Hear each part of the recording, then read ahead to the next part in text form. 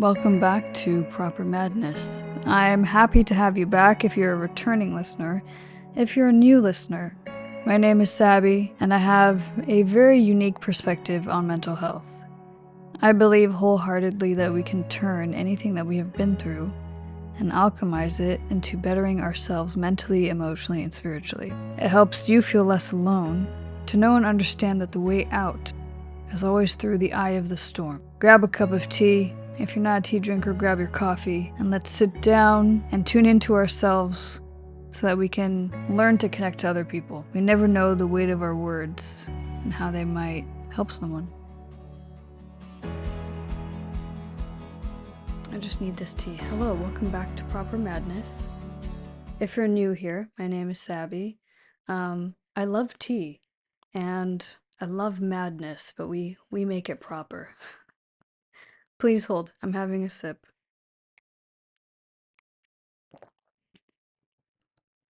So, if you're someone that holds a lot of light, someone who's quite radiant, someone who's quite magnetic, you walk into a room, all eyes are on you, it does not matter what you look like, it's the energy that you carry and that you embody.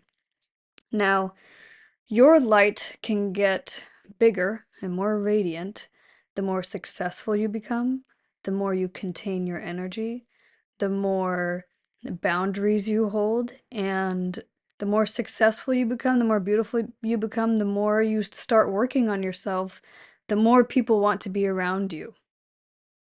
And with that comes discernment. You cannot be a magnetic person and have zero discernment, because if you don't have any discernment, you're going to get walked all over and people are just going to drain you of your light. This is something that I've been practicing for a very long time. It hasn't been perfect, and it's not something that like I figured out overnight. No, it took a lot of trial and error in the romantic relationships that I had and the friendships that I had. And if you're like me, right, someone who did not always grow up very, very attractive, was a cute kid, had a bit of a chubby phase, was the goth kid, was really weird, was the outcast, and then later on in life you blossomed, you're not going to understand the fact that you have this radiance, that you have this magnetic aura, that you have a light that people are just naturally drawn to. Because you have a light that people are just naturally drawn to, you're going to get really excited. You're going to go, oh my gosh, I've never received this much attention ever. People like me. This is amazing. And you kind of get this high off of the dopamine of like all this attention, all these compliments, all these people coming towards you. However, if you do not know how to discern who has pure intentions for you, and who is just attracted to you because of your light and because of what your light might fill within them because they don't feel good about themselves, it's going to be a very, very, very dangerous game for you. This has been probably the most frustrating in my romantic life because I hold a lot of light, because I have energy that is magnetic, because it's taken me a long time to get here. It's not something that I just happen to have. Having a magnetic energy means being so fully focused and devoted on yourself and pouring into yourself and having boundaries that naturally you're kind of always going to be a bit more supercharged, right? Also, the more sure of yourself you become, the more confidence that you have, the more magnetic it's the same thing. You just kind of you keep pulling in all this energy and pieces of yourself that you have just given away over time because you never thought that you deserved it. And with that magnetism comes a lot of responsibility. You can put the Spider-Man quote up here because that is what I'm referring to. When you have all that power to command a room, to influence people, to command attention, you have to use it wisely. Not only for yourself, but in service of other people, but we'll get there later on. So when you hold all this light within yourself, The discernment that you have is very, very important.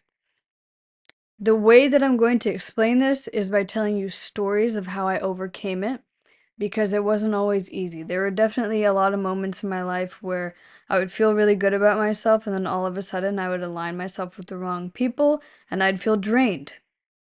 I'd wonder why their lives were improving, but my life was going backwards. I'd wonder why they were treating me really, really weird. The most prominent way that this showed up in my early adulthood, when I first started kind of noticing that I had a different energy than most people, and this is not me putting myself on a pedestal, there's other people like me out there for sure, and they're like famous people. I'm not saying I'm famous, I'm saying the aura, you know what I mean. When I first started noticing that I held this energy, I didn't understand what it was. I just assumed, oh, I'm an attractive girl and I'm getting a lot of attention. That's all I thought that it was. But then I started realizing it went deeper than that.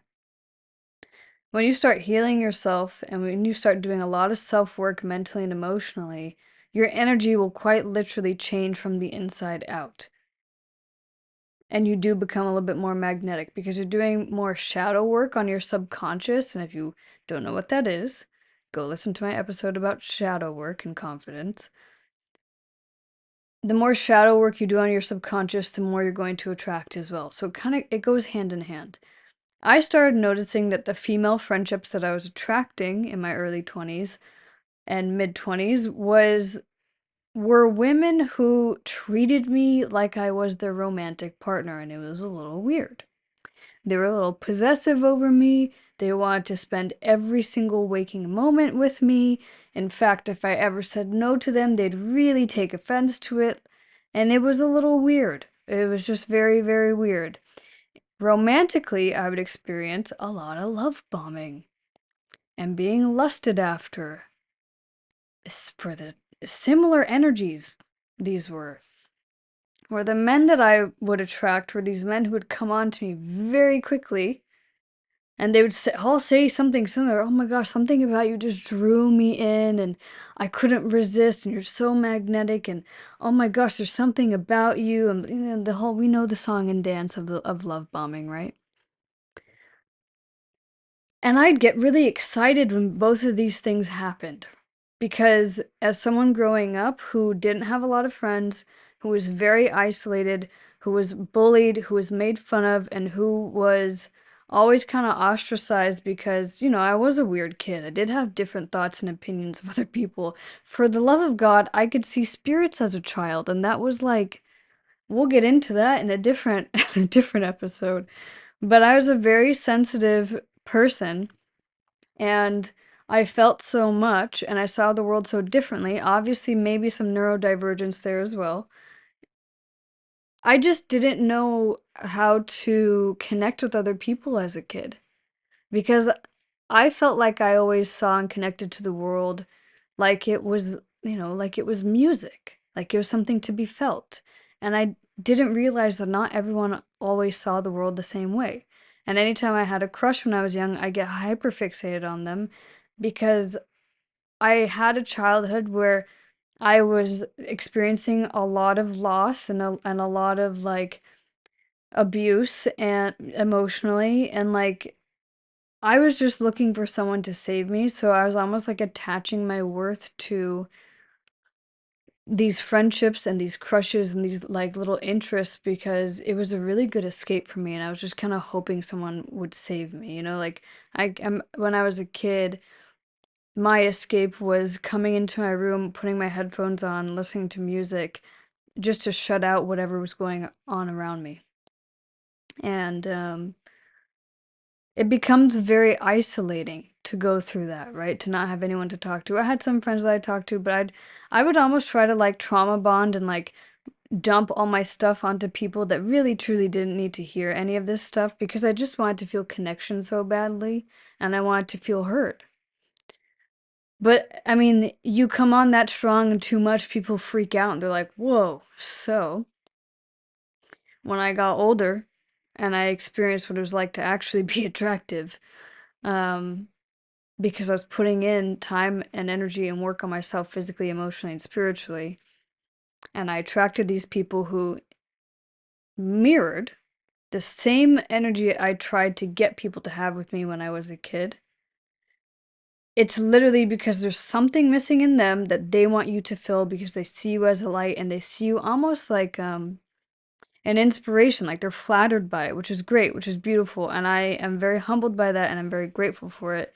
But if you don't know that you have that energy, like at that time I had no clue, you're going to get really excited when these things happen. You're going to want to, attach to these people really quickly and experience these friendships and relationships because as a kid you're like, oh my gosh, wow, people who love as intensely as I do, people who feel as deeply as I do, when the reality is no.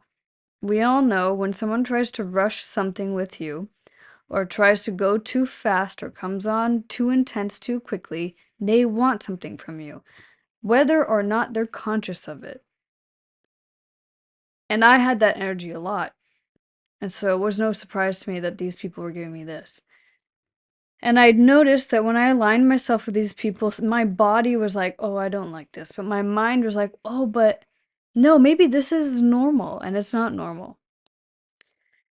The discernment that I have trained over a course of many, many years is trusting your intuition.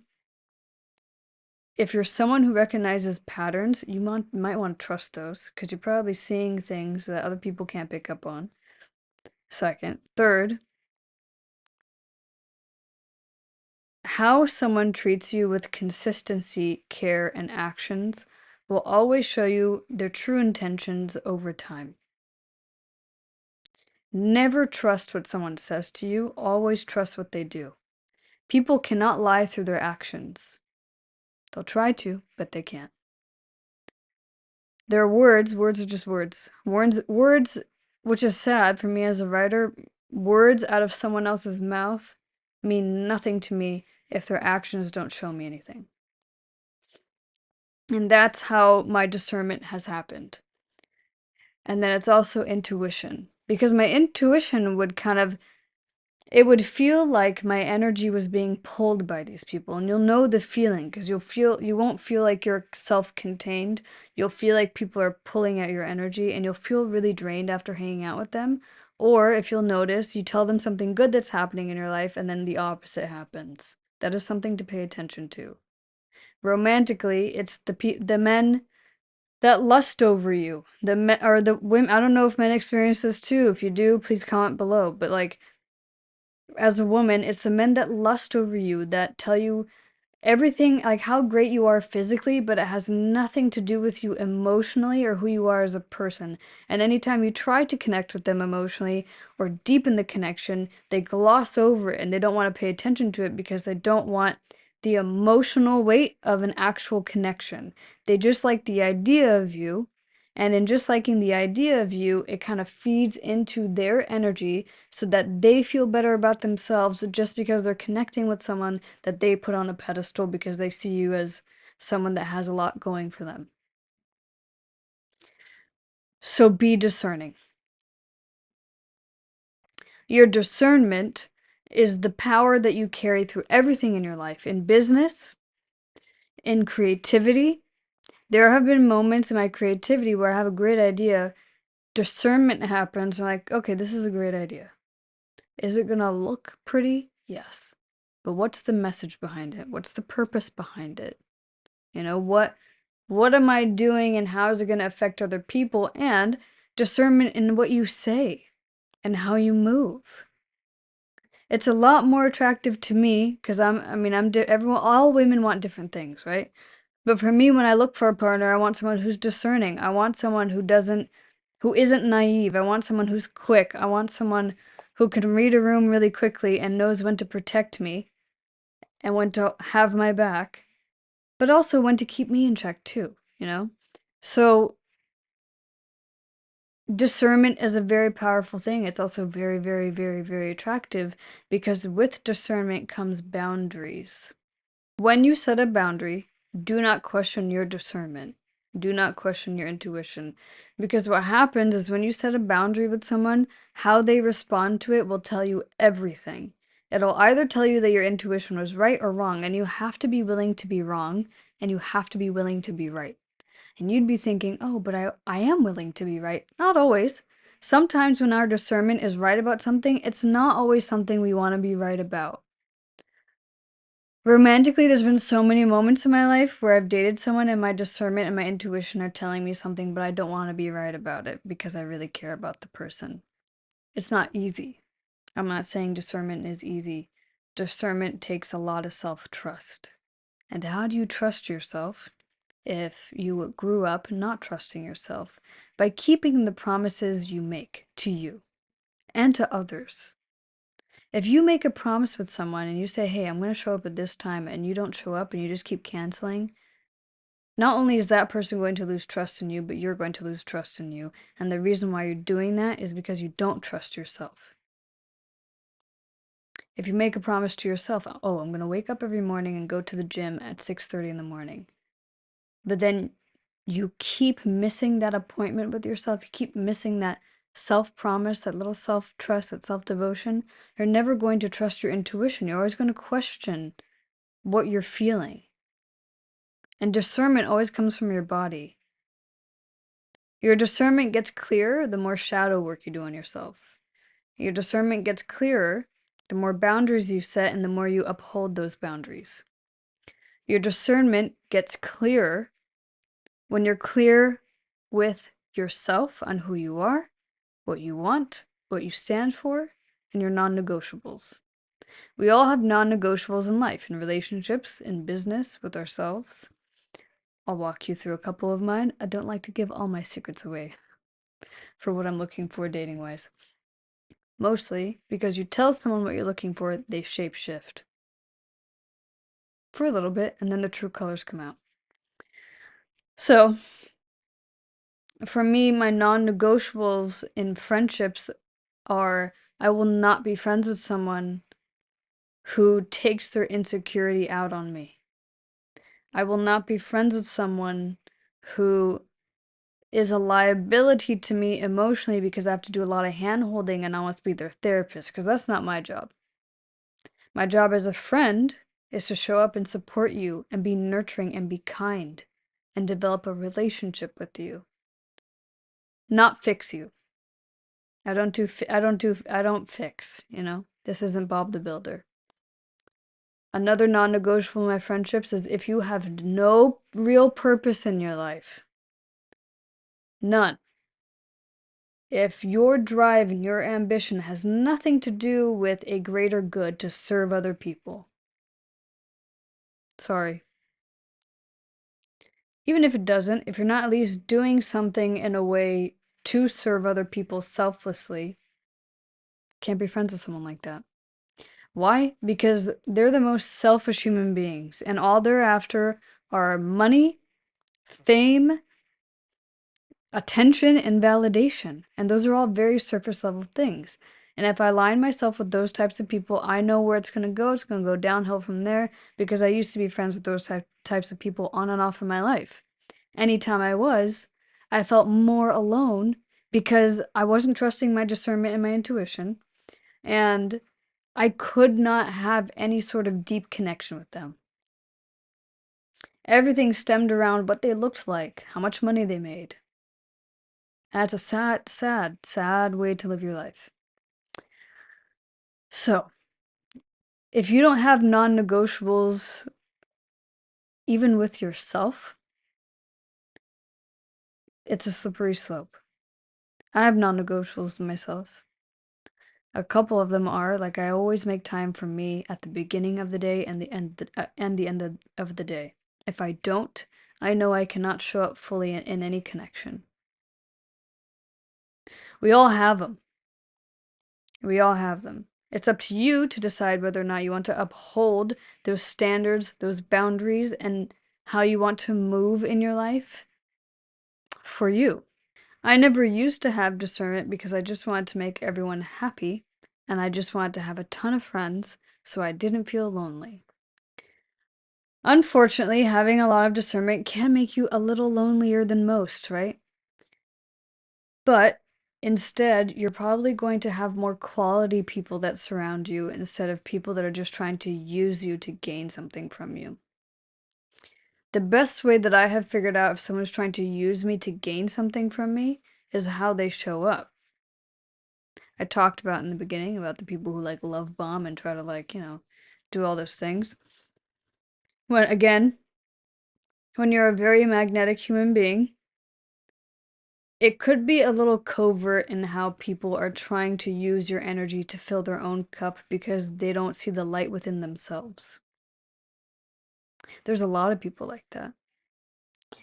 They don't know how to hold their own light, so they see yours and they think that you can somehow give them the key or the answer to do that, when that's not your responsibility in the first place. It's theirs to figure it out on their own.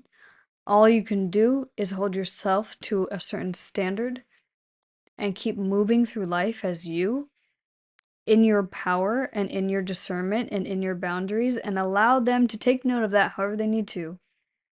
But to not try to fix or give pieces of yourself away to people energetically to get them to become the version of them that you want them to be so that they stick around and they can be your friend. And you're probably like, what? How would that even work? Well, again, when you're a magnetic person, you hold a lot of energy.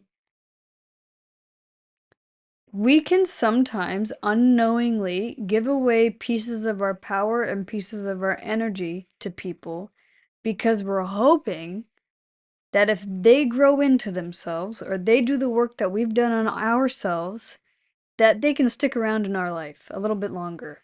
And there have been many moments in my life recently where I'm becoming friends with people who are doing better than me. But in no way, shape, or form do I want them to fix me. I'm inspired by them, and by being inspired by them, they also do not give me pieces of their energy. They have their own energetic boundaries, and you can kind of feel it. You feel when someone has their own energetic boundaries. It's like a sixth sense that you kind of have. If you're not intuitive, you'll know.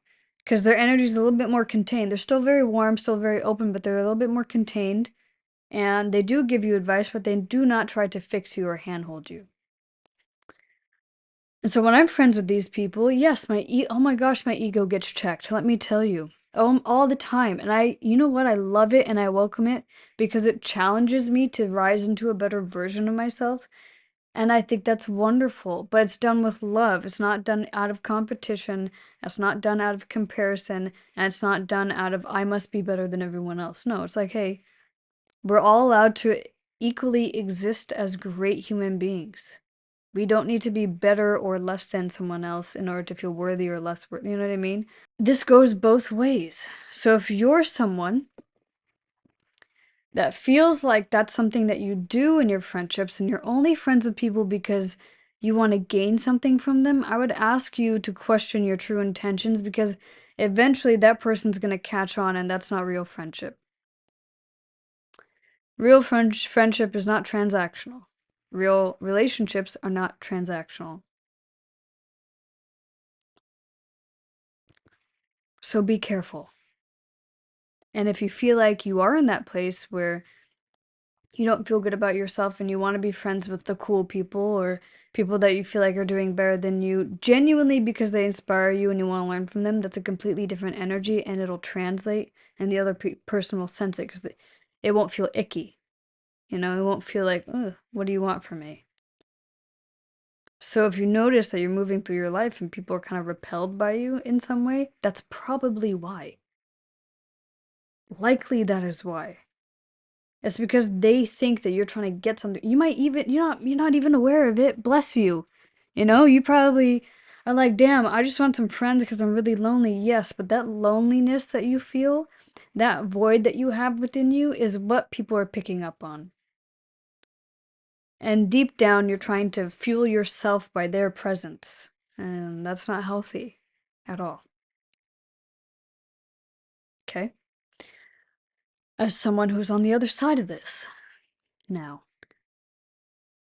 treat your discernment how you would treat any healthy relationship in your life with practice, with patience, with love, with grace, and with understanding. When that discernment comes up, I don't mean like cut someone out like that. I mean like talk to yourself. Understand why you're feeling the way that you're feeling and why you feel like you need to set a boundary. Have that conversation with yourself because that develops more self-trust. Now, where this can slip into avoidance, because I've seen it before, I've been through it, not proud of it.